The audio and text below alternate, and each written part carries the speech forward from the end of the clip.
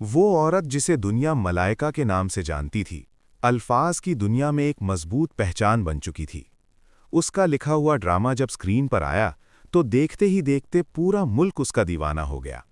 ہر کردار میں درد تھا، ہر مکالمے میں سچ، اور ہر منظر میں ایک ایسی آگ جو ناظرین کے دل کو جلا کر رکھ دیتی تھی۔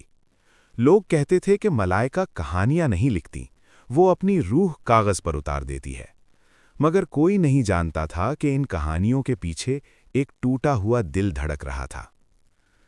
ملائکہ کی ماں جو برسوں سے بیٹی کی تنہائی دیکھ رہی تھی، اس کامیابی کے بعد بھی خوش نہیں تھی۔ ایک شام اس نے نرمی سے کہا، بیٹا، اب بہت ہو گیا، تمہاری عمر گزر رہی ہے، شہرت سب کچھ نہیں ہوتی، شادی کر لو۔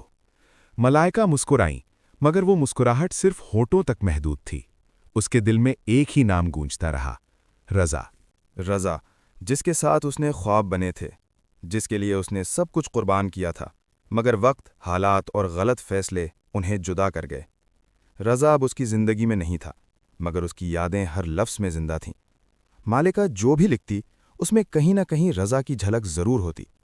کبھی ایک خاموش کردار، کبھی ایک ادھورا وعدہ، کبھی ایک ایسا مرد جو آخر میں بچھڑ جاتا۔ ماں بار بار رشتے لے کر آتی رہیں، اچھے گھرانے، اچھے لوگ، مگر مالکہ ہر بار خاموشی سے انکار کر دیتی۔ وہ کیسے کسی اور کا ہاتھ تھام لیتی جب اس کا دل اب بھی رضا کے نام پر دھڑکتا تھا؟ وہ خود سے کہتی، میں کامیاب ہوں، مضبوط ہوں، مگر محبت میں اب بھی ہار چکی ہوں۔ ایک دن اس کے لکھے ڈرامے کا آخری ایپیسوڈ آن ایئر ہوا۔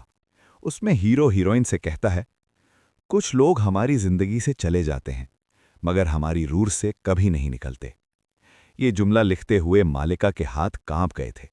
اس کی آنکھوں سے آنسو گرے تھے، کیونکہ یہ جملہ اس کی اپنی کہانی تھا۔ اس رات اس کی ماں اس کے کمرے میں آئی۔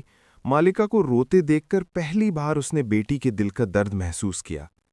ماں نے آہستہ سے کہا، اگر تم کسی کو بھول نہیں سکتی تو خود کو مجبور مت کرو۔ کبھی کبھی تنہا رہنا غلط شخص کے ساتھ رہنے سے بہتر ہوتا ہے۔ مالکہ نے ماں کے گلے لگ کر رونا شروع کر دیا۔ شاید دنیا کے لیے وہ ایک کامیاب رائٹر تھی، مگر اندر سے وہ اب بھی وہی لڑکی تھی جو رضا کے ایک فون کال کی منتظر تھی۔ وہ جانتی تھی کہ رضا واپس نہیں آئے گا، مگر وہ یہ بھی جانتی تھی کہ کچھ محبتیں پوری نہ ہو کر بھی زندگی بھر زندہ رہتی ہیں، اور شاید اسی درد نے اسے وہ قلم دیا تھا جس نے اسے مالکہ بنا دیا۔